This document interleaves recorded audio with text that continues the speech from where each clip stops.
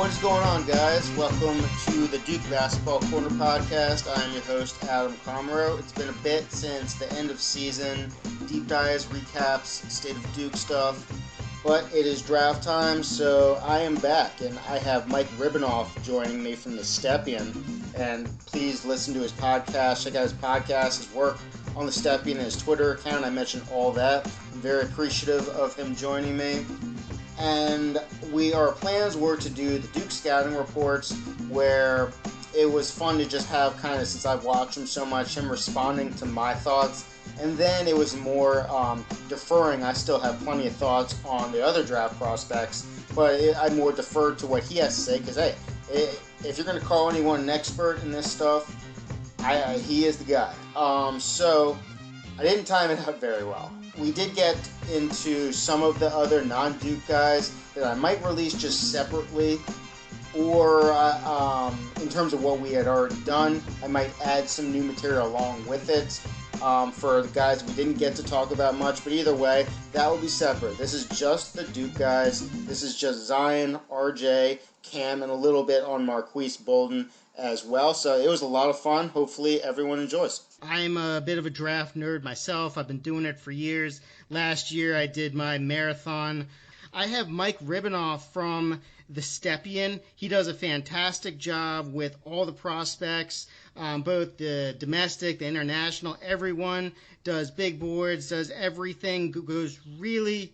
He deep dives it. I mean, when I say he's a draft nerd, I mean that in the most complimentary way. I love that stuff. He does the Stepien draft podcast with Ross Homan, which I'm about to check out. I told him beforehand. I've avoided it on purpose because I try to generate my own thoughts a little bit. But I'm definitely going to deep dive as soon as this is over. So we're going to do the Duke guys. Then we're going to kind of just have a little bit of a discussion throughout the next part, the second part, about the draft and how we go about it, along with just going down with the other prospects and kind of just basic evaluations and how we feel about them. So after that long intro, Mike, thanks so much for joining me, and it should be fun to go over the Duke guys and everyone else. Yeah, I'm excited. Thank you for having me on. Awesome. All right. So I encourage you to interrupt me whenever you have something to add, whenever you feel I'm way off base, which is fine. I mean, as everyone should know, this is not an exact science. These are human beings that we're evaluating. Nothing is guaranteed, as much as some try to make these prospects out to be like a data set, something like that, kind of like Moneyball in MLB. I can't do it like that. I try to include all the information while at the same time adding in I would say metrics and analytics as I think it helps. But I think it's just everything matters when evaluating these prospects. And even so, who knows how it'll end up. But let's get started. So first of all, bold statement. I think Duke would have been absolutely unbeatable if either Zion or RJ were right-handed. And I think the way the offense was arranged this past season had a lot to do with the fact they both weren't great. Zion was much, much better than RJ at not only going to his right, the handle going to the right, but also finishing with his right. But even so, Zion, his tendencies were typically to go back left, but I do feel like he also has the ability to finish right. But RJ, they basically often cleared out the entire right side so he can go downhill from right to left. So I think that had a big effect on the offense, sometimes a little too negatively. Second of all, the offense without a scoring big and K's system is basically the same motion offense 2016 national team ran on repeat. I mean, if you remember, or anybody remembers Paul George, he gave a very interesting interview when the U.S. they had just played Serbia in the pool round, and they barely beat Serbia with Jokic. And Paul George was basically just saying there's no creativity. They know exactly what we're going to do. There's just nothing going on. And it's happened a little bit too much. If Duke does not have a big, that's kind of what they do. And in that, obviously LeBron wasn't there in 2016, but when LeBron was on K's national team, LeBron was basically the initiator. So while many think that Trey Jones was the true point guard, it was really RJ initiating much of that half-court offense. And I think that it had an interesting effect. So I'll say that just to kind of, as an overview before I get into the players, because obviously context is dependent with everything. So start out with Zion. First, the cliches. I mean, the it factor and the electricity. When he's on the floor, I mean, you can just feel the energy. And as kind of ridiculous as that sounds, because, I mean, I'm not trying to sound like Bill Walton or Dick Vitale or anything.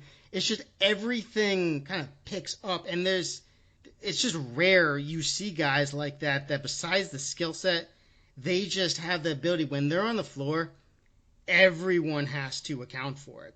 So, I mean, some of the comps, when I name comps, it's not exactly the player. Hopefully everyone knows that by now. It's just aspects. But, I mean, he's been compared a little bit. Rodney Rogers, Charles Barkley, Josh Smith, college Larry Johnson. I think there's aspects to each, but, I mean, I don't think any of them really you can say, oh, that's what Zion is. I think he is kind of a unique, I guess, the unicorn prospect. So I think his biggest strengths, the quick twitch motor, the explosive urgency, especially for someone his size. I said, like, last year, while Marvin Bagley was a pogo stick, kind of got off the ground as fast as anyone I've ever seen, especially with that second jump. Zion is like if you're using a bowler as the device in a slingshot. You pull it back and just watch out. I mean, and then there's the shiftiness, the fluidity, the elusiveness, the agility, slippery. I mean, and then you add in a super high basketball IQ, the crazy instincts, anticipation, the change of speed. It's just someone who we really haven't seen before, someone his size move like he does. And then you add in, like I said, that basketball IQ. I think that's huge. And it's just crazy what he can do in terms of adjusting on the fly, even doing so in the air. So I think those are the obvious biggest strengths of his, and just the absolute dominance in getting to where he wants on the court, but not just bullying. He's so agile and fluid. And I mean, even with that, like, there's just a filthy drop step, filthy. The three-point shooting, I'll start out with that. Obviously, that's going to be talked about a lot.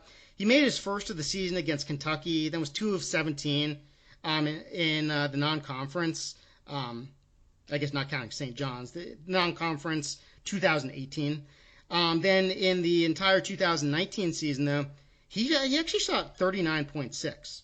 So he's proven he can make it. Obviously, it doesn't look like a shot where you would think, oh, he's going to be a knockdown shooter. But just what he can do, getting the defense to at least respect that, I mean, that'll just make the rest of his game and the penetration, everything else, all the more lethal.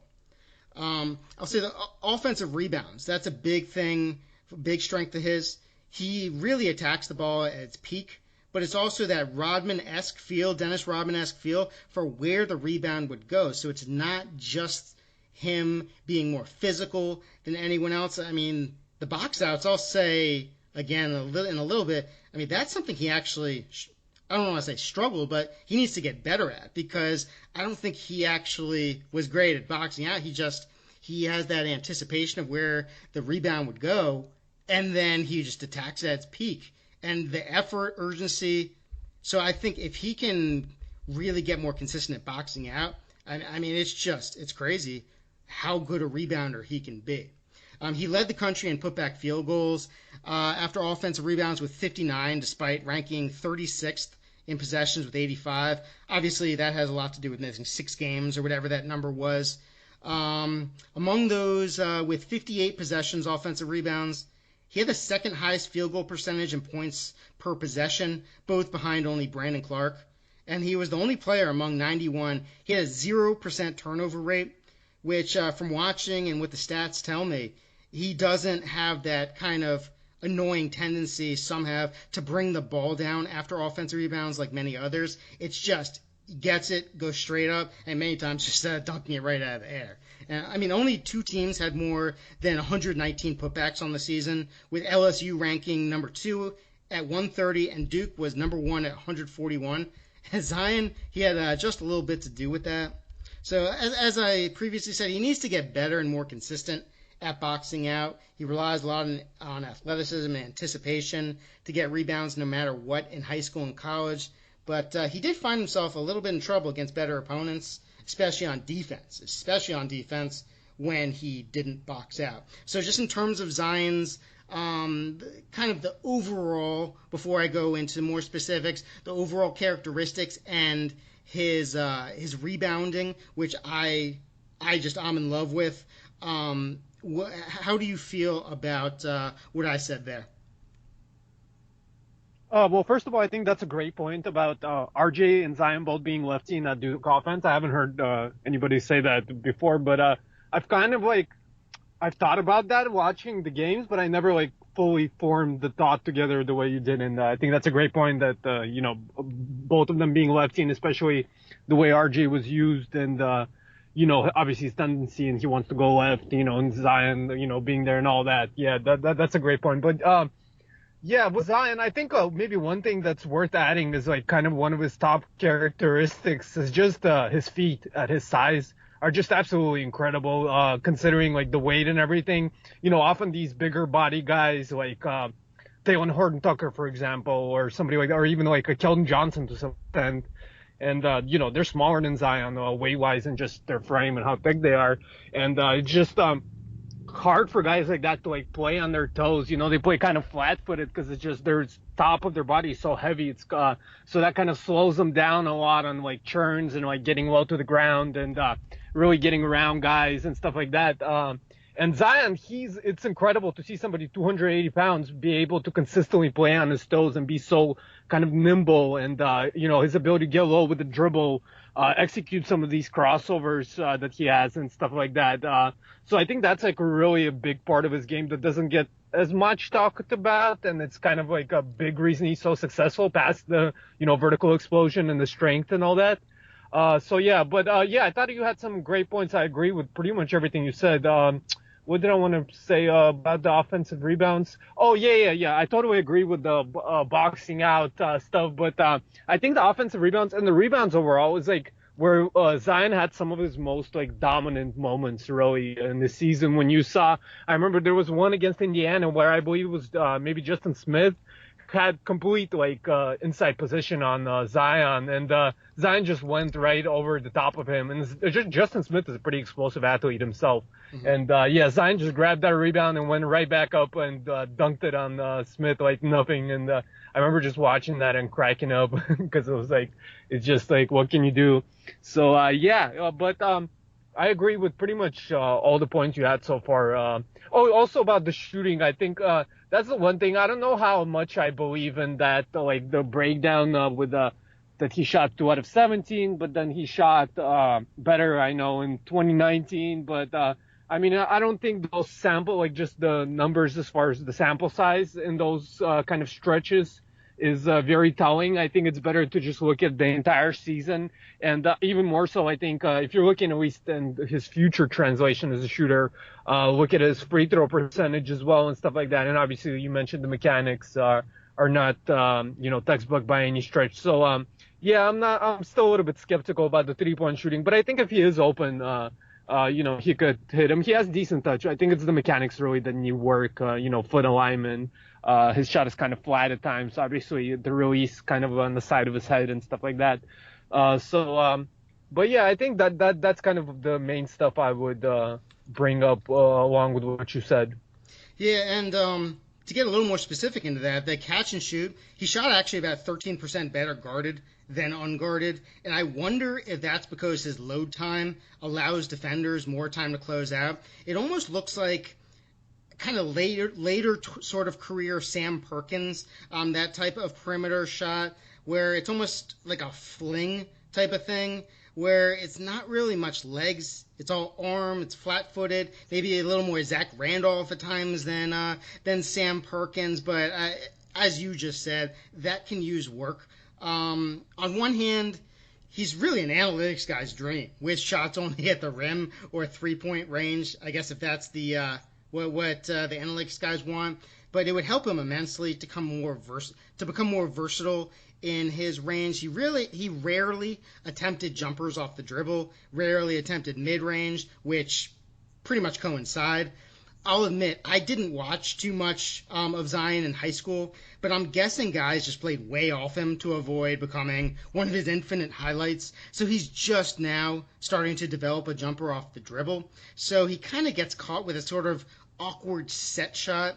The stats say, I mean, again, small sample size. He was 4 of 13 on jumpers inside the 3-point line, 2 of 12 shooting off the bounce. And, I mean, the free throws, he pushes it forward a lot, so it makes the shot flat. So I would say, yeah, I mean it needs work. So, but I think he's just, as I'll talk about when we do the overall kind of draft topics, I really prioritize the work ethic of high motor guys. I believe it even to a fault at times. I mean, it's the same reason why I had Marvin Bagley as my number 2 prospect last year, because even though, I mean, we talk about RJ really struggling to finish right. I mean, Marvin Bagley never finished right, and I mean, that's just a horrific weakness, which, I mean, in the summer league, I was watching guys just completely overplaying, and I'm like, he better realize this real quick and start working on that right. But I feel like guys that just, the high motor, hard-working guys, obviously I don't know them personally. I don't know how hard they work off the court, but that's why I just believed in Bagley's ability to understand, to watch film, and to just work his ass off till he develops that right-handed finish. So I will say this is more just belief in Zion, that I think that shot won't ever, I mean, it's not like he's going to be J.J. Redick out there, but yeah, I think also he can finish right, but he rarely did because he was rarely forced to, but he can. I mean, I saw that a bunch of times he can. He would much rather come back to his right shoulder and finish with his left, but he can finish right.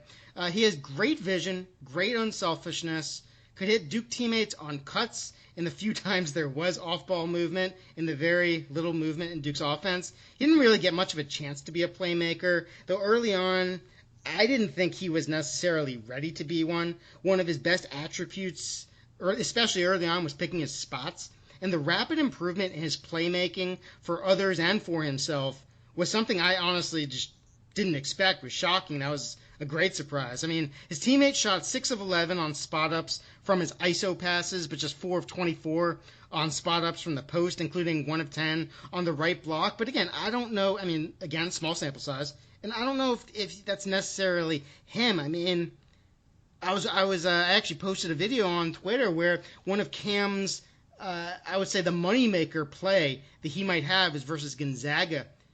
And I'll explain that in a little bit, but it started off with the Zion kick out, and it's just so quick, great vision.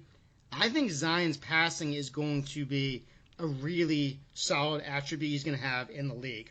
Especially great playmaker in transition. About a third of his assists came there. His assist percentage went up 10% in transition to 18.5. Again, not huge, but better. I think Zion should have been used much more in the short roll. I really have a problem, or not, I mean, that sounds angry. I think Coach K should use the short roll a little more, especially as much as the NBA does it. And he's had 2 guys with Zion and Wendell Carter these past 2 years who have the ability, I mean, talk about the triple threat. I think that would have been huge with Wendell Carter last year. Really wasn't used in the short roll at all. Zion wasn't used in the short roll. And I think he would have impressed even more if he'd gotten more chances in that specific type of action. So how do you feel? So I mentioned his shooting a little more specifically. I mentioned his passing and kind of different situations like the short roll, which I think he will really, really be a threat. He'll be lethal in the NBA. Yeah, I think that's definitely going to be like a big part of his game in the NBA, like playing as a role man. I will say, to be fair, a little bit to Coach K is, Duke didn't have the great spacing, obviously, this year with the 3-point shooting, and, college game in general doesn't have the ideal spacing for, playing short roll That's type. very true. That's very true. Yeah, but I mean, no, I totally agree that Zion should have been used more there at the very least. I don't know how much more, but definitely more. What did I want to say? Oh yeah, about going back, you were talking about his defense. I also definitely agree there that I think because he was so dominant, kind of as a shot blocker and roaming as a kind of a free safety on defense, creating all these events, he was definitely a very very effective defensive player, and I think he has a lot of defensive upside. But I think that kind of is like a criticism of Zion. Maybe sometimes people overlook him like executing defensive responsibilities and like some of his positioning off ball and just general focus and awareness defensively wasn't always great, to be honest. There's a lot of missed rotations there, or kind of over gambling, or rotating to the wrong guy, or missing kind of a tag help situation at times. So it's definitely a lot of work to do still for him, I feel like, on the defensive end. And that goes with the decision making on the other end with the passing. I think he did a better job decision making than RJ, and I think he did a better job decision making, as you mentioned, early on in the year. But towards the end of the year, I felt like during the NCAA tournament, at least in the games I watched, there was a lot of plays where he kind of got tunnel vision, and as the team started to kind of pack the paint and help off Trey Jones a lot, especially he would often drive into like 2-3 guys and kind of force up a really tough shot, or had some turnovers there. Had a less than 1 assist to turnover ratio in the year. So I'm a fan of Zion's passing, and coming into the year, this is something that I actually talked about, that in AAU in high school, I always thought he was an underrated passer and playmaker. And he's again, like compared to like RJ, who has that tendency to kind of put his head down and drive into guys as well. I think Zion does a better job of that than Barrett does, but he also kind of started to do that a little bit more towards the year, and I felt like that's something he'll still need to work on, and find guys a little bit better off the dribble at times, make some better reads, finding shooters on the weak side and stuff. Although, again, to be fair, the Duke spacing wasn't ideal by any stretch. So, that would be kind of my comments there. Yeah, I think everyone remembers, if they saw it, when Duke played UCF, there was the defenders, they were almost like taunting Trey Jones to shoot. So, I mean, it's tough to have confidence in passing out when the guys just aren't making shots. So, I mean, Zion would never say it, but I'm sure that affected everything. And I actually hadn't mentioned his defense yet, but you gave a great start to his defense. I would say the best way to put it, to start out, Zion, he stalks opponents on defense. I mean, it's crazy weak side anticipation for blocks and steals. Obviously, the chase down blocks on unfortunate opponents with LeBron-esque blocks in transition. He has a great sense of where the play will go, kind of that basketball IQ, and not just guessing. It's really anticipating and seeing it ahead. He gets a great jump on passes, especially when they're telegraphed, which happens a bunch in college. It won't happen as much in the NBA. He's kind of like Kenny Rogers, the gambler. He'll pay more often for gambling on D in the pros, especially playing so far off guys who can shoot. Like, I just remember when Duke played Louisville, Jordan Nwora. I mean, he was just like, where are you, Zion? You're leaving a guy like Jordan Nwora who can just knock down shots. And I think that it's an adjustment. In high school, the little bit I did watch, he was almost like a free safety, just roaming around, and he has a great ability to close out no matter what. Everyone remembers the DeAndre Hunter block, but I mean, he can't rely on that all the time. He'll still be one of the most athletic players in the NBA, but it won't be like college where he can make up ground and just be able to kind of make up for mistakes. He allows himself to get sealed off and boxed out too easily, as I mentioned before. There are times in transition, I think he loafs back, and some don't pay attention to it because his highlights, when he turns the Jets on other possessions with those chase down blocks and great plays, I mean, that's what really gets the highlights. But there's just as many where he doesn't get back nearly like he should, and he doesn't rotate back. So he has to get better at that consistently. The risk-reward IQ, took too many stupid risks at time, or not stupid, but just not great risks in unnecessary game situations. He proved he does have the capability to be trusted. Coach K often had him in when he had 3 or 4 fouls when others might have been on the bench. So he does have the ability to be trusted. But, I mean, Michigan State, that loss for Duke, I mean, the first half, he picked up 2 just ticky-tack fouls and was out for when I think Michigan State, they went on their big run at the end of the first half, and that really changed it. Duke had all of the momentum before that, so they needed him, and the ticky-tack fouls, he's just got to be smarter. Duke's run against Louisville was when Zion came in with about 8 or 10 minutes left in the game or something like that, when he had 4 fouls. So, and Louisville, I kept questioning why they wouldn't just go at him. I mean, they couldn't even handle a basic zone press. They looked like they were just being, I don't know. But in the NBA, if he has 4 fouls, 8, 10 minutes left, teams are just going to go right at him. He's not going to be able to get away with that.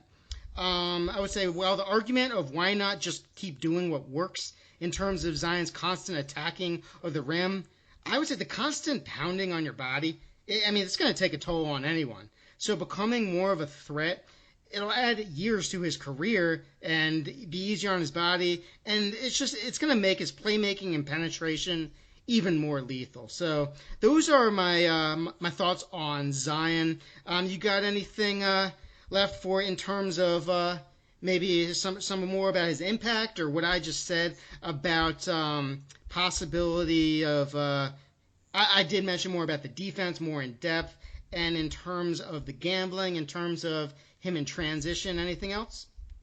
Yeah, I mean, I'll just say first of all that Zion is clearly number 1 in this class for me, and I think he has like superstar potential, and I think it's not Marquise Bolden. I'm shocked. I'm sorry.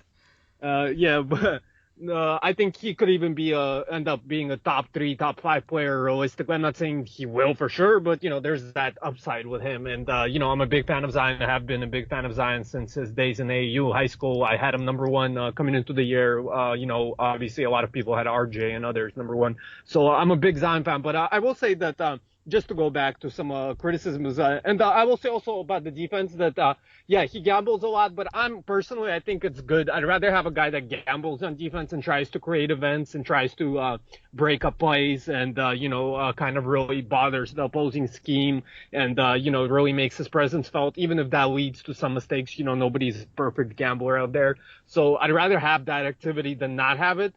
But I definitely agree that he has a tendency to over gamble, and particularly, like you said, leaving guys open and not closing out. And I think that kind of goes back to his conditioning, and that's where I think one of the bigger concerns for Zion going long term, and one of his bigger weaknesses is just consistently playing with really high effort and playing at 100% and with super high motor. Like when he wants to, he could play with a crazy motor and beat guys on rebounds like crazy and dominate defensively. But other times, especially when Duke started to go up by double digits, he would definitely start to take some plays off and kind of just hang around. And I think that has something to do with him not being in the tip-top shape.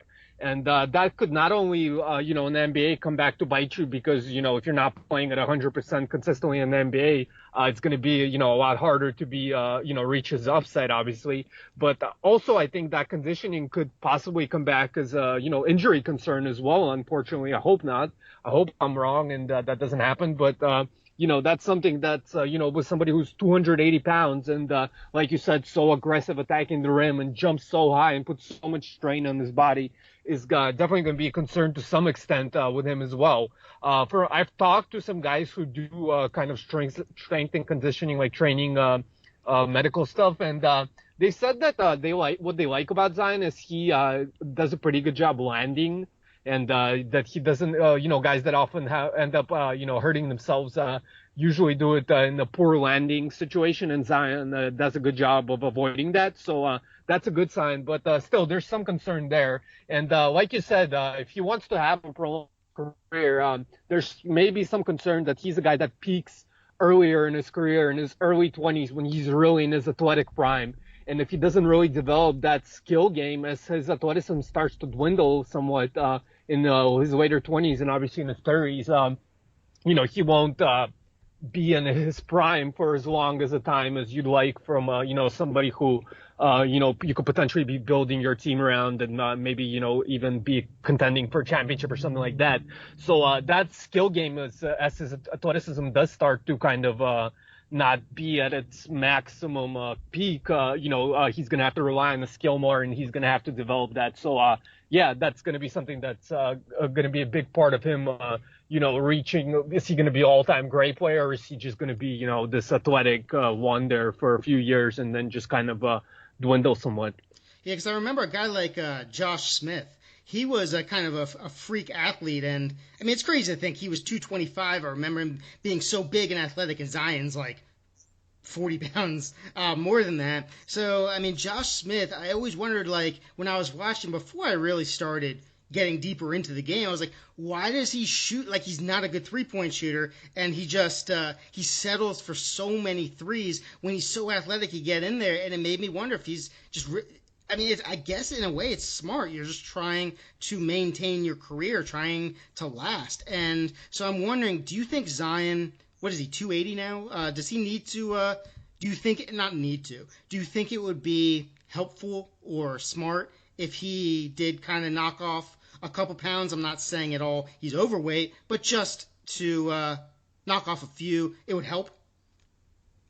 I don't know if it's the weight number exactly. I mean, that's like a easy, like broad weight to refer to how big he is and all that. But I do think he could get better conditioning ways, definitely. And like I said, taking some plays off at times and not being able to go 100%. And, he didn't play the big minutes that RJ and Cam did. And, there's different reasons for that. But I think part of the reason is conditioning again and just stamina. So I do think he could definitely be in a better shape than he is now. And I think to really reach that superstar upside that I think he has, that'll be a part of the process for him. Okay, so let's move on to RJ Barrett. In space, I mean, Barrett was a superstar at Duke. With space, long, fluid strides, terrific change of speed, great hop step, a Euro step, which, in my opinion, too often devolved immediately into, oh, look, it's James Harden conversations. He's surprisingly slippery, gliding past defenders. His catch and shoot did improve as the season went on, though obviously there's still issues. He shows tons of potential with the pull-ups and step backs. I do think in the half court, and I will add one more thing about Zion. That, I mean, the worst thing I could ever do is compare anyone to LeBron. But I kind of LeBron how he does take some plays off because his team depended on him so much. Pre-Lakers, this past season was a disaster. So I think Duke, because their half court offense was so awful, they did depend so much on creating live ball turnovers. So and Zion was one of the guys who created the most. So there are times I do think he kind of took a play or two off, or not off, but took it easy a little bit because in half court they couldn't rely on being half court efficient. So they had to get those crazy. He had to create. A lot was dependent on him. But anyway, RJ Barrett. So in half court, a lot depended on his first step. I do wish he would have sought more contact on the drives with momentum. He often faded away. He gets a ton of credit for seeking contact. He is very physical. In my opinion, that contact was when he didn't get a great first step. So he would instead rely on hard dribbles and really lowering his shoulder to try and bully defenders in an attempt to gain separation or draw the foul closer to the basket. His 26% free throw rate in conference, it really does speak to my point. He's great at slyly using his offhand to gain separation. I do think the refs started to catch on more and more towards the end of the season. He has an impressive feel for defenders on his hip and when to use shot fakes. I am not sure anyone in this draft could have benefited more from set plays run within the team offense than RJ Barrett. I mean, Coach K, as I kind of said at the top of the pod, he used him like a LeBron James type of initiator of Duke's motion offense. I mean, there's no way he should have had 7 more half-court assists than Trey Jones. I mean, he played 111 more minutes than Trey because Trey missed a couple games. But it's just Duke's motion offense is ironic considering the lack of much motion. But basically, it was just Barrett received a high screen, often to just add a placebo effect to the offense despite nothing really coming of it. until later in the season when the bigs started they started being used a little better, especially Javin Delorier as rollers, divers, to really use RJ to the best of his ability. Duke's entire offense would be based around, as I said before, getting him a clear out and or high side screen above the break or often from the right wing, which then allowed him to get downhill right to left. So when he would drive right, he lacked the ability to consistently get separation and all the way to the rim. So we settled for jumpers more. Small samples, 2 of 11 on jumpers off the bounce and 2 of 7 on runners. Even when getting to the rim, he shot just 6 of 15. Again, that's driving to his right. When driving left, his momentum helped a ton. He was 4 of 8 on jumpers and runners combined. Off the bounce, I think his percentage would have remained high in general had he shot more. And he was 12 of 14 at the rim driving left. On pick and roll, he was pretty inefficient with his own shot on the left side and high pick and roll. He was inefficient on the left side and high. He was pretty good on the right side. So it's the same thing with him. Same deal with ISOs. High ISO, he was 10 of 13 driving left, 9 of 10 at the rim, while 6 of 16 driving right, just 5 of 9 at the rim. When driving right, he was forced to take more jumpers, just 1 of 7 on those shots. On the right side ISOs, he was 6 of 7 when getting downhill to the middle, thus to his left, and 2 of 10 going baseline. On left side ISOs, he was pretty much inefficient no matter what. So I would say he needs to run off screens with much more urgency. Actually, before I get to his off-ball work, is there anything you felt just in terms of how he was used and the way he gets shots, and anything to what I just said? Not particular. I will say that, his dribbling with his right hand is just atrocious. He could barely dribble with his right hand, and let alone actually finish, against defense, and stuff like that. So definitely needs a lot of work on his right hand. I totally agree there. Yeah, there was a Wake Forest game at the end of the year, which they won by 1. He actually, it turned out to be the game-winning shot, even though Wake pretty much blew it at the end. But the shot that turned out to be the game winner was a shot that RJ finished with his right. It was a runner, and it's just, I almost fainted. I was so happy and proud of him. But that was too rare. He needs to run off screens with more urgency. I think way too often he was lackadaisical, which prevented him to get an immediate, efficient shot. I think he was so used to just using screens in high school to get the ball and then make a play from there. So actually getting and using a screen for a jumper in college at that spot might have seemed almost foreign to him. So I think he can improve with time in the film room in terms of making jumpers immediately off screens. He was ranked in the 75th percentile on jumpers 17 feet in or less, so the touch is there. While his stats don't show it, I do feel as a runner, that could become an eventual weapon. Again, the stats disagree with that, but just in terms of watching it, I do like how he shoots the runner. I was actually surprised at his somewhat low field goal percentage in transition when not leaking out. He was 100% when leaking out. He was great in transition from the left wing, but really just average as a ball handler and pretty poor from the right wing as a trailer. And the first thing I said about him is he was a superstar in space. So, this just says the total exact opposite. To be perfectly honest, I'm not quite sure what the deal is with that. I might have to go back and just find some of those plays to see exactly the cause, which will of course take forever because Synergy are assholes and won't give me the ability to link to the specific plays from the site. But anyway, RJ's playmaking for others, I would say drastically improved as throughout the season, and shined really pretty visibly when Zion was out. I think he had a triple-double or very close to it against Syracuse. The bigs started to get more involved, diving to the basket off high screens unlike early season, and he converted over 75% of shots. The bigs converted over 75% of the shots from his passes rolling to the rim, putting him in the 95th percentile at 1.4 points per possession, the 97th percentile on his passes when cutting to the rim, 1.636. Same as Zion, RJ's teammates really didn't thrive on spot-up passes from him, though that doesn't necessarily mean that was his fault. So also similarly to Zion, his teammates did shoot pretty well on his spot-up passes out of the ISO. So that's pretty much, that sums up his offense. Anything to add there? Well, yeah, I'll say, first of all, I should mention that I agree with you that they should have used Trey Jones more as kind of the initiator of the offense. Obviously we talked about the defense is kind of playing off Jones and him being off ball. I think, Barrett and obviously Reddish are better spot up shooters than Jones is. And with Jones kind of having the ball and being this great decision maker, I think they could have taken more advantage of that in the half court. And, people look at RJ because he played that kind of initiator, primary ball handler role in Duke, like you talked about, like the quote unquote LeBron role. In K's motion. In Montverde in high school, he played next to Andrew Nemhard and Mike DeVoe, who's Georgia Tech. You're probably familiar with him watching it. I love Nemhard. Yeah. Yeah, and Mike DeVoe as well was a really good player in high school. I'm kind of a fan of DeVoe as well, actually. I think Georgia Tech's offense kind of, limits him somewhat. But anyway, yeah. So playing with those two guys in Montverde was loaded high school team. Also had Philip Petrusev from Gonzaga as well.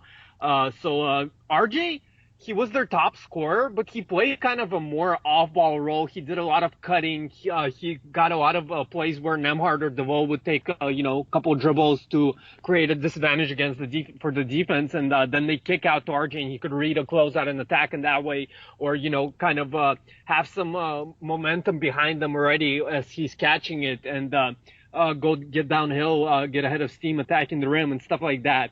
So I think RJ is a much more capable playing off ball than maybe people realize. And I think, in that way, he would be a lot more efficient, potentially if an NBA team uses him more off ball as opposed to trying to, force him to be their kind of primary guy the way Duke did at times. So, I think that's something worth mentioning and something that, I think is kind of a way to more upside and value for RJ as opposed to, I don't really see him as being a guy that leads a successful NBA team as the primary option. I think he's better off being more of a secondary guy that where somebody else is creating would dribble more, and he's kind of benefiting from that to having again attack closeouts, run out in transition. And going to that, you talked about his transition play, and I think he was definitely great in space. And I think maybe some of the reason for that inefficiency just comes from the volume of how often he attacked in transition, and how much of it was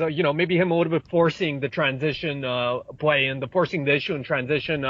There's definitely a lot of plays where you kind of try to push it 1-on-3 or not having a real advantage, maybe 2-on-4 or something like that. And there's a lot of plays where I remember at least that. He kind of ran into a group of guys in the open court and, trying to attack the rim when the defense was kind of set to some extent, again, not really having a real advantage transition. So when he had the numbers in transition, I think he was very successful and is a very good player in the open court. But, obviously he needs to kind of cut that down. And the same thing with the runners. I think he has the skill as far as executing those runners and making those runners, and that's a shot that's useful for him and part of his game that's effective. But it's the decision making and knowing when to go to that runner. And I think at times he kind of forced that runner a little bit too much and tried to go to it when he was covered and he probably should have passed the ball or he should have kept his dribble alive and dribble back out or whatever the case may be. So I think that's kind of where that lack of efficiency comes from. It's not for a lack of skill or ability. It's more from the mental side of it, of the decision making and the shot selection. Yeah, I totally agree with what you said about RJ off ball. And I mean, it's almost like Grayson Allen. He was the initiator the season prior. And while Trevon Duval had his faults, it never really made sense because Grayson obviously wasn't a great playmaker for others, and while he could rise and fire, it never made sense the way that offense was run with him as an initiator. But he trusts one guy each year. Usually it's the guy with experience in the backcourt, and there was no guy with experience in the backcourt, so it became RJ, and he just played the role that he was assigned to. So I totally agree that I think he could benefit with more off ball in the NBA. On defense, I would say the key engagement and awareness. He's a super physical rebounder and defender, a big plus, especially at his size. The long strides, it can hurt him at times on defense, though I do think being too straight up hurts just as much. He needs to improve a ton on consistent box out. Same with Zion. Improved awareness throughout the season. He was caught sleeping early and often in the beginning of the season. He did improve.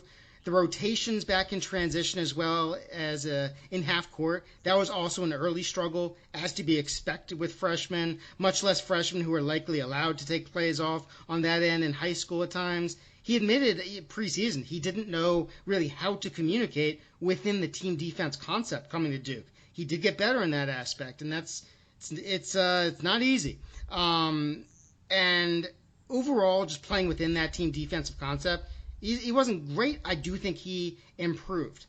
Overall, I think he is a guy you can trust to bring it every night, and that's an underrated factor. Some guys are up and down. He's dedicated to improving, definitely doesn't lack confidence. The oddest thing, in my opinion, is the technical stuff. Considering his godfather is Steve Nash, he's the golden child of Canada, being helped along at every level. He worked with Drew Hanlon in the offseason before Duke. I'm not really sure if he's actually working with him now. But it's just odd because, the stiff hips affecting both ends, is too straight up, needs to get low on both ends.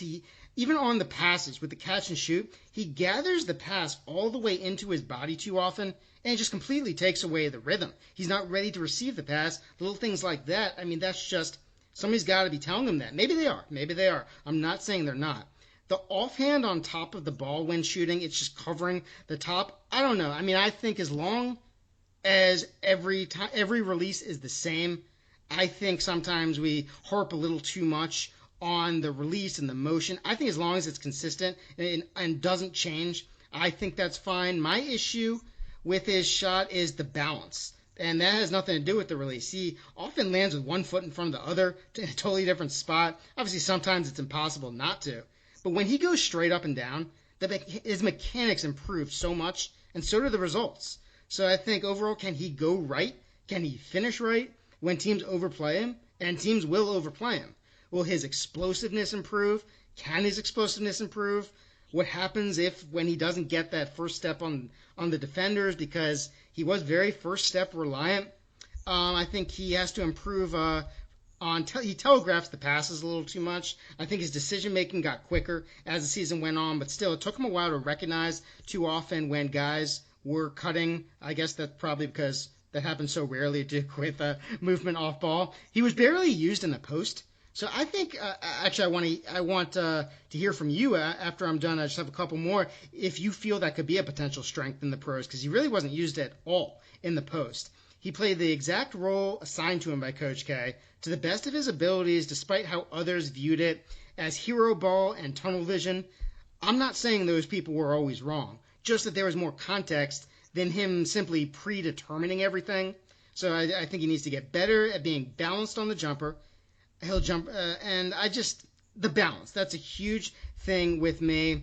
I think, again, with the comps, I don't like to make it exact, but I do think there's Jalen Rose possibility, and yes, that is an absolutely lazy lefty-lefty comp, but I do feel like that's a possibility. Yeah, I could see that. I don't remember Rose that well, to be honest. I was a kid when I watched Rose play, so I don't have a great in-depth feel for his game, but yeah, I could see something along those lines. I wanted to ask you a couple things. First of all, I wanted to ask you to go back to Zion real quick. Mm-hmm. What do you think of his on-ball defense? Because I thought he had some really impressive, on-ball, point of attack defensive moments. But at other times, I feel like just because he's so big again, and he didn't always wasn't always able to flip his hips really fast, and at times got kind of blown by, got kind of caught flat-footed, I guess. What do you think of that? And also, I wanted to ask this year. Duke, I believe they led the country, or they were near the top at the steals and turnovers forced, and it felt like their defense again was a lot more aggressive and kind of less conservative, playing the passing lanes more and get out and transition more. Do you think that was, am I right, that was kind of a system change to some extent, that Coach K kind of adjusted with that with the roster, or was that just Zion and Reddish and Drones being so great at creating kind of turnovers, and just the personnel that the system and the scheme didn't really change? Honestly, it plummeted. Well, it ends. I think it was Louisville. That was the last game and it was just a portion of that game, last 9 minutes, where they got a whole bunch of turnovers. After that, There was only, I think there was, I had the exact stat. I did pods at the end of the season, but there was a Miami game when they were just dominant versus Miami. And then the first half versus Syracuse in the ACC tournament when Zion came back, 5 immediate steals. Besides that, they were far below the national average in turnovers and blocks and everything. And that's what stalled out Duke, because they were so reliant. They had no efficiency in the half court offense. So they were so reliant on really getting out and running, and Trey with his outlets on everything, not just turnovers, but missed shots, made shots. And then other teams, I'm still not quite sure 100% exactly. I don't know if it's teams started to rotate better back, or if Duke just, I don't know, they stopped being able to get turnovers. I mean, Cam Reddish, who I'll talk about, he was, I think he was actually above Trey in the steal rate at first, and then he just stopped. Trey Jones, he wasn't able to get steals. So I think that made them maybe kind of press a little too much. And then that's when like a team like Central Florida would go over the top and get those threes. So then you're kind of on your heels. You're not sure what to do because they were so aggressive at the beginning. But those last 20 games or so, they really couldn't get turnovers. So it was just pure talent. Before that, it was Duke's going to outrun you. And with Zion, they're going to just be beasts in the second half. They're going to wear you down. And against like Michigan State, they turned the ball over a little too much throughout the season. Duke couldn't get any turnovers. In the Michigan State, they never actually forced turnovers. Duke turned it over to them. So, I mean, it was just such a complete switch when Duke had to run half court, and you could just feel the energy shift. So I do think opponents were better in terms, you said, like Zion when he was guarding in half court. Yeah, I mean, there's some guys which, as really agile as he is, yeah, he can't stick with them, but the mistake was then him trying to make up for it and then committing the fouls. But I do think he's not elite in terms of on ball, but I think he's much better. I do think you can switch him almost 1 through 5. I mean, not all the time. I don't want him out there guarding point guards. Like if he's guarding somebody like Kyrie Irving, then there's issues. But I do think for plays at a time, I do think you can trust him out there. It's just as his energy might wane a bit. And as you said, the hips, they don't turn quickly. But I do think for a guy his size, I'm not sure who is able to really stay with point guard. So I think just the fact that a guy his size can at times is a credit to him. Who is somebody maybe around his size or someone, I would know is his size, who's someone kind of with his skill set who you would say can stay with point guards or guards besides like LeBron? Well, yeah, I was gonna say younger LeBron. I guess Ben Simmons. He's obviously not as big as Zion, like with what in like frame strength wise. But yeah, Ben Simmons would be like the nearest, I would say, probably. Yeah. So no, I mean I agree that it wasn't a strength, but I think he can stick with the majority of guys, and you can drop him in coverage. I think he can guard 1 through 5, but more often 2 through 5, and he's just gotta. I think teams have to be aware within the system of providing help, giving him some backup. Somebody's like, I mean, J.J. Redick. He's not going to be able to stay in front of, I mean, totally different player, but he's not going to be able to stay in front of guys on defense. But some teams, they're good with certain players about kind of using their system to help them out. J.J. Redick, I mean, as a team within the system, the Sixers, they were going to have help there waiting, and the Clippers before that. So Zion, I think, on the times he does get switched, you just got to be aware. But I think overall, more often than not, he is a plus. Yeah. To go, you asked about RJ in the post, and I think RJ, one of his like kind of main strengths is I don't know, I wanted to use a different word because it's going to be a little bit confusing, but one of his biggest strengths is physical strength. Like he's really strong physically. So I think in the post, like there's potential there from that kind of perspective, and I think he'll be potentially, if things work out, he should be one of the stronger wings in the NBA one day. But the problem with him in the post is a lot of the moves you're going to make out of the post are kind of like fadeaways or like shots with some backward momentum. And he really struggles with those. He's really a guy who likes to kind of lean in and have forward momentum on the shots like floaters. That's one of the reasons he's so good in those runners, is because he likes that. He likes being kind of leaning towards the basket a bit. And, kind of fading away, he struggles a lot more with those types of shots. So that's kind of, I think, something limiting to his, him developing more of a post game. And the reason we haven't really seen it, even going back to like AAU in high school, he never really played that role. He always was more comfortable, facing up and attacking downhill, going forwards towards the basket, as opposed to, in the post. Again, you're obviously going to try to back the guy down, but then you might lean back and fade away and stuff like that. Mm-hmm. How about his free throws? Because, I talked about the balance being a key on the jumpers, but the free throws, especially in tight situations, it's just inconsistent. The same thing with the mid-range where, he might, like, I remember he played against Virginia, he was like 9 of 10 on the mid-range, and then the next game he'd be like 0 of 7 or something, and it's just, what do you feel is causing inconsistency with shots that you just think should be repetition at this point, like free throws? What do you think? Do you think he needs to just totally change the release? Do you think there's something specifically wrong? I mentioned like his offhand is on the top of the ball, like all the way. Is that an issue, or it's just, I don't know. What is your opinion?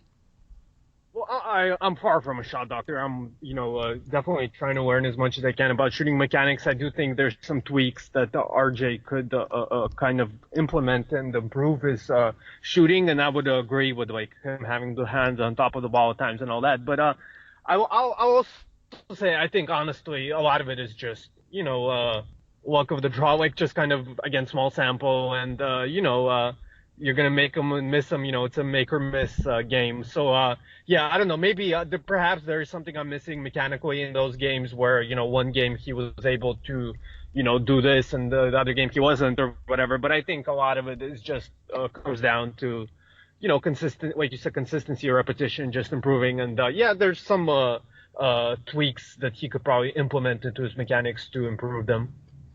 Okay, Cam Reddish. To some, I didn't say all, I didn't even say the majority, to some, he is Mr. Polarizing.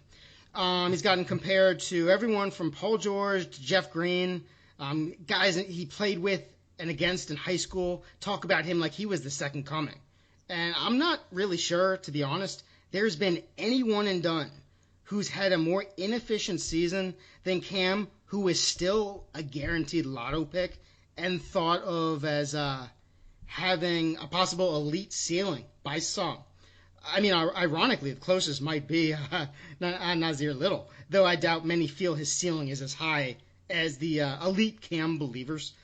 It still feels like the game is moving really fast for him, which is why he often seemed to predetermine whatever he would do with the ball, often before he even caught it.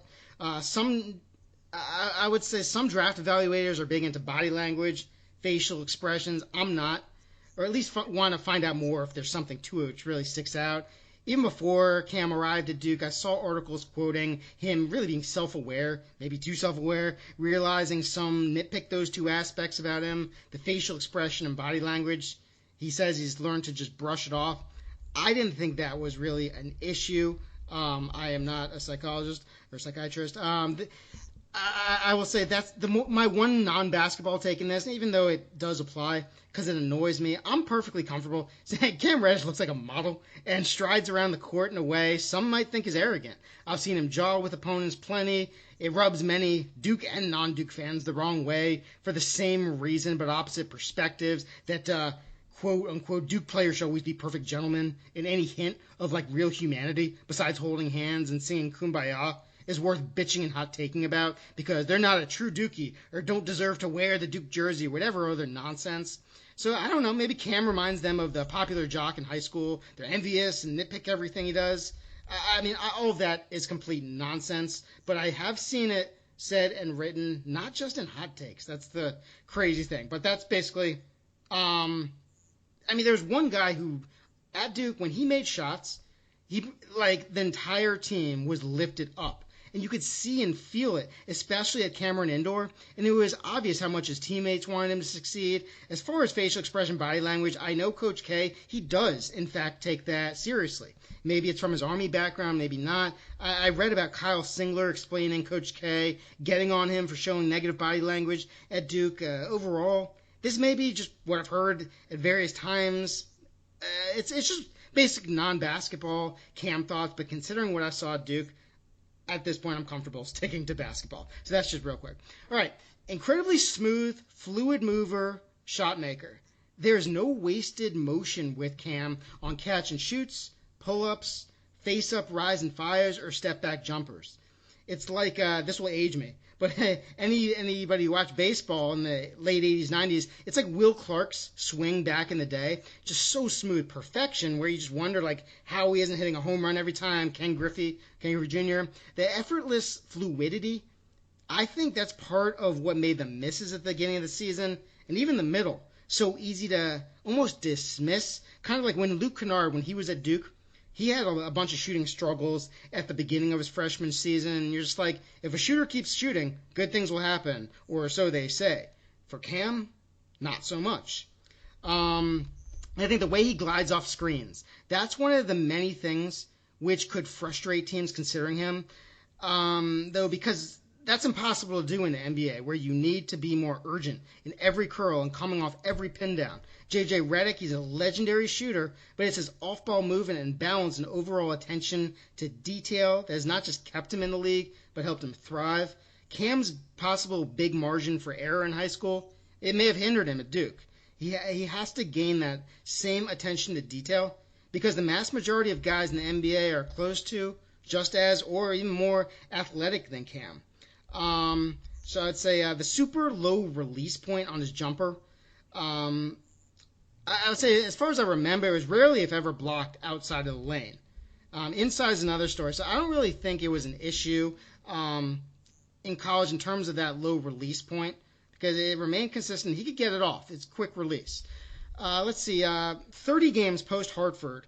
I mean, he had, I think I counted, January 12th, FSU, second half. February 9th, UVA. Virginia Tech, February 26th. February 12th, Louisville, last 9:04. March 15th, UNC, first half. And March 24th at UCF. I mean, it was like 3.5 halves in 30 games. Besides that, he shot 24% from three. I mean, it was just these tiny little blips where you're like, Cam, he's a lotto pick. If he can just do that. There were so many ifs with Cam. It was just fascinating. So perhaps the off-ball struggles were because, at least from what I read, the little I read about him in high school, he was in a very basic zone system, therefore requiring him to make major adjustments and develop in a short time span at Duke.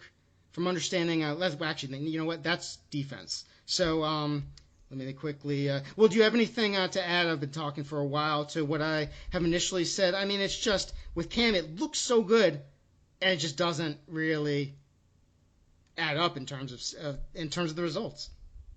Yeah, I mean, I definitely agree. I think his kind of aesthetic is one of the reasons people are high on him. This is something I've talked about a while, that like you talked about the model looks, for example, is I think sometimes that gives people like a bias. For example, Javon Carter is a guy who kind of had a male pattern baldness and wasn't rated as an NBA prospect until his senior year. I think that's had something to do with that. And honestly, I think, aesthetic and kind of the right quote-unquote looks sometimes lead people to overrate guys a little bit. And I think Reddish, the one big problem he has that really jumps out to me is he's not that good of an athlete. He's not very explosive. He's not particularly quick. Like, he's fluid. Like you said, he's kind of, he's agile, I guess, but he doesn't have that explosion, that first step to really blow by guys and really beat guys. And because he kind of has that mentality and that approach of a star, because that's what he's been touted as his whole career, well, at least in the last several years of his career, and that's his expectations are kind of He tries to create with the ball, and he doesn't have the quickness and the burst to really blow by guys. And then that leads him to settling for a lot of difficult, shots, whether, longer 2-point shots or, off the dribble contested 3-point shots. And that's what kind of leads to his inefficiency. So, I think the way for him to be successful is hopefully to move away from that and just become more of a role player and realize that he's more of a 3-and-D guy type as opposed to, the maybe star type player that some people expect him to be or expected him to be prior to his college career. So, but on the defensive end, I think that's where his upside really is with his length and the size he has and, like you said, again, the fluidity and all that. And I think towards the end of the season, we saw him really improve defensively and make some really impressive plays, just creating events and really bothering guys as a team defender, getting in passing lanes and just generally using his length and physical talent. So, yeah, I think if he could really focus on being a disruptor defensively and then not try to do too much with the ball and offensively, I think he could be a valuable role player. But I definitely don't see the top 3 upside that a lot of people do with him.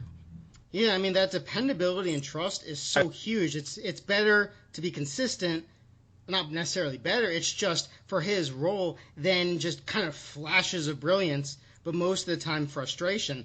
Like from Eastern Michigan, in which he missed the second half with some sort of sickness, I think it was the flu, through Wake Forest, he actually only played double-digit minutes in both halves in 2 of the next 12 games. Then after having what could have been his breakout against FSU, he missed the next versus Syracuse. Coach K found out just before tip time, which is really odd. Same as the NCAA tournament Sweet 16 versus Virginia, where Coach K found out just before tip time. Against Gonzaga, Coach K basically sat him for the final 10 minutes because even though he did hit a few bombs, his mistakes against a great team made the risk-reward factor tip towards playing Jack White over him versus a tired Zags team down the stretch just because Cam, you just never know. I mean, he shot 23% on jumpers against the zone, 11 of 50, 32% when unguarded. And it's stats like that which are just head-scratching when you think he could have been considered Duke's zone buster. I mean, for a team that really needed him against the zone, I mean, it was just really poor. On the positive end of the spectrum, he wasn't bad shooting unguarded catch-and-shoot jumpers. He ranked in the 53rd percentile, not great, but not bad. Jumpers off the dribble, he was in the 71st percentile.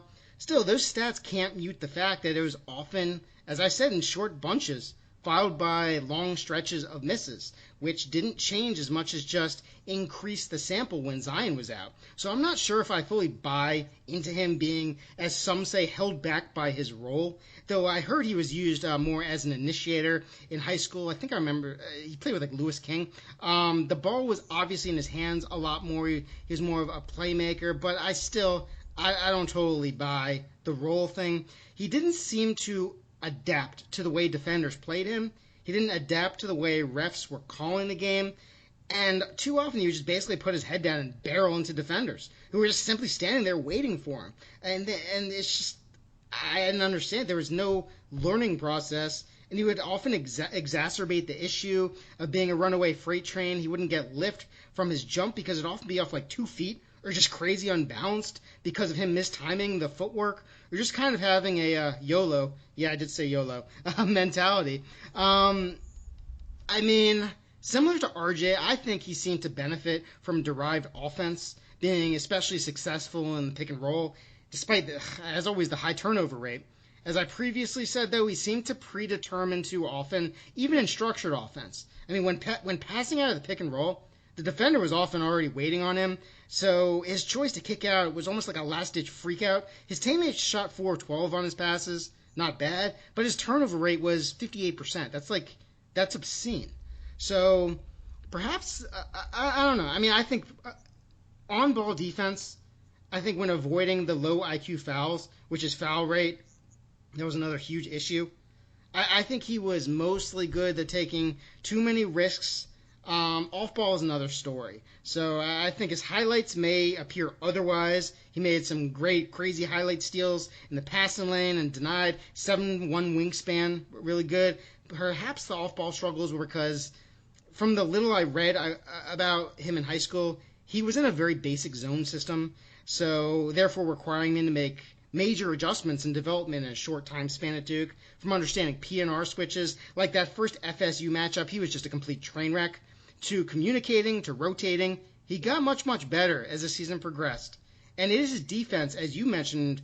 I think that could allow teams to be a little more confident in risking a high pick on him. His defensive potential, at least in my opinion, it's scary good, as long as his awareness and engagement is on point, which is no sure thing.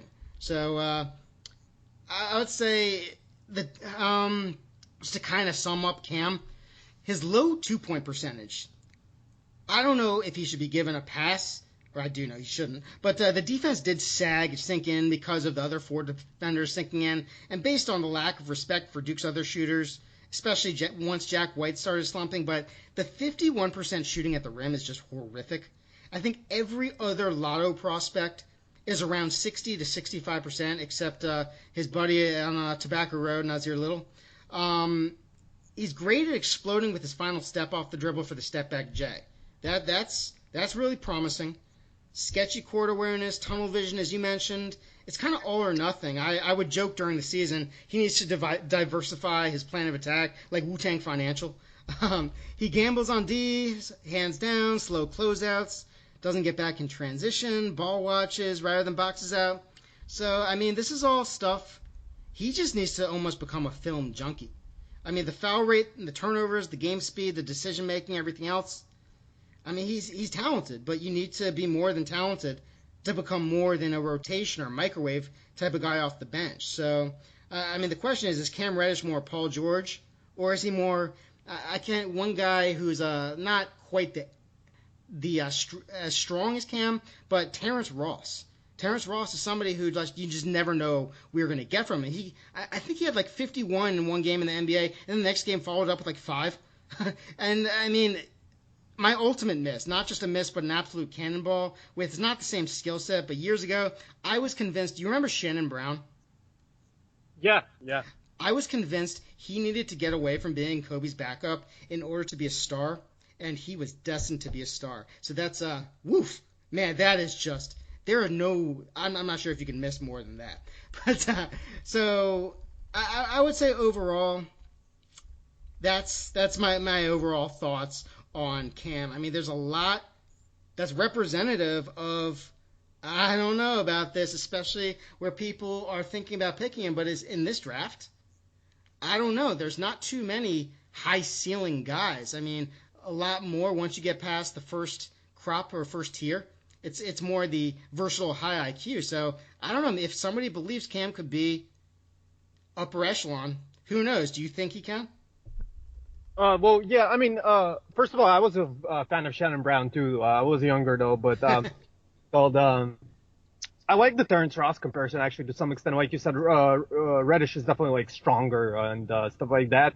I'm somewhat forgiving of some of the kind of communication and technique mistakes defensively for a freshman. You know, almost every freshman, if you go down the line, has issues with that. And like you said, he improved throughout the year. And I'm willing to buy the defensive upside to some extent, even though some of the questions about motor and engagement are a little bit concerning there. But I would kind of disagree that he has great upside. On one hand, I agree that this draft, I mean, I wouldn't besides Zion being number 1, I don't have any almost qualms or disagreements, like whoever you want to rank, wherever, more or less, you know, I'm gonna be like fine with it, because again, with this draft, there's nobody that's really pops out at you like that, where, you know, you have to take this guy again outside of Zion. So yeah, I'd be fine if somebody wants to take Reddish as high as 3. I don't have him nearly as high. I have him probably around 14 or 15 on my board right now. I'm definitely lower than him. And like I said, I'm just not so sure he has a super high upside. Again, I don't think the burst and the athleticism, like as far as quick twitch explosion, is really quite there. And again, that shows up, as you talked about, in the finishing at the rim. And furthermore, the decision making, as you talked about, with the turnover selection, and ball handling needs work as well. We'll lose dribble at times and kind of have problems really executing more complicated kind of moves with the ball and stuff like that. So I'm not sure about his ball skills as well. So I really think Reddish's upside is more high-level role player than any real star upside that some people would probably think he has if they have him as high as the top 3 or whatever in this draft. So I think Reddish is actually more of kind of a high floor. To some extent, at least, if he's able to harness his physical tools, but low ceiling type of median outcome type of play, where you have a solid 3-and-D guy as he kind of adds consistency to his shooting and his defense, as opposed to him really having as much upside as maybe some people would contend. Okay, that's great stuff. That really sums up the in-depth portion. Real quick, I will finish up the Duke overall portion with Marquise Bolden. Nothing is going to be as in-depth as those 3 Duke guys. I'll say he's a pretty high IQ big. He has that heavy-footedness, which is always risky. As a big man, your offense almost has to be... I mean, that's something I'm going to ask you once we get to the next portion of how good does a heavy-footed big's offense have to be in order to make it worthwhile having them on the floor? I mean, there's guys like Vucevic, Cantor, and Jahlil Okafor.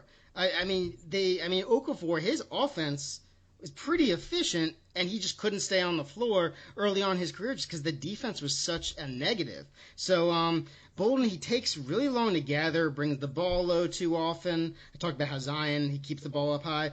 Bolden, he appears to have the technique, I will say, for perimeter mid-range development in a shot. It wasn't his role at Duke, so he really never tried it. Not at all, well, he did take a couple threes, but not at all elite footwork, but much more fleet-footed than you might expect. Opponents really hunted him for ISOs with their guards and wings. He wasn't bad, but the 3 crazy athletes backing him up probably prevented some of what might have happened. And, it just shows that every team is kind of hunting you for ISOs. That's not a great sign. He's a solid passer.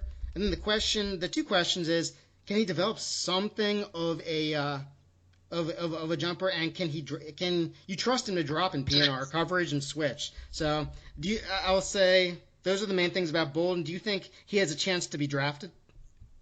Probably like late in the 60s, definitely a chance for a 2-way contract or something like that. I think he really improved on his footwork and kind of his mobility, lateral quickness throughout his career. And I think, like you said, he actually did a pretty good job despite being hunted on all those switches with staying with guys. And I thought the last few months of the season, he was a really effective defensive player. But I think the problem for him is just there's so many of these bigs. They're pretty easy to find, whether in the G League or overseas, or even in the draft. You have guys like Donta Hall or Chris Silva, Kenny Wooden, Cameron Jackson, Kavarius Hayes, Kyle Alexander. There's so many of these guys that are, kind of somewhat athletic or bigger guys who could, protect the rim, contain pick and roll a little bit and kind of limit it offensively. So that's kind of the issue I see with Bolden is, he's pretty irreplaceable player, to be just blunt. So there's some chance some team likes him the most out of all the guys. I think my favorite right now is Chris Silva, just because Silva could actually shoot him past some,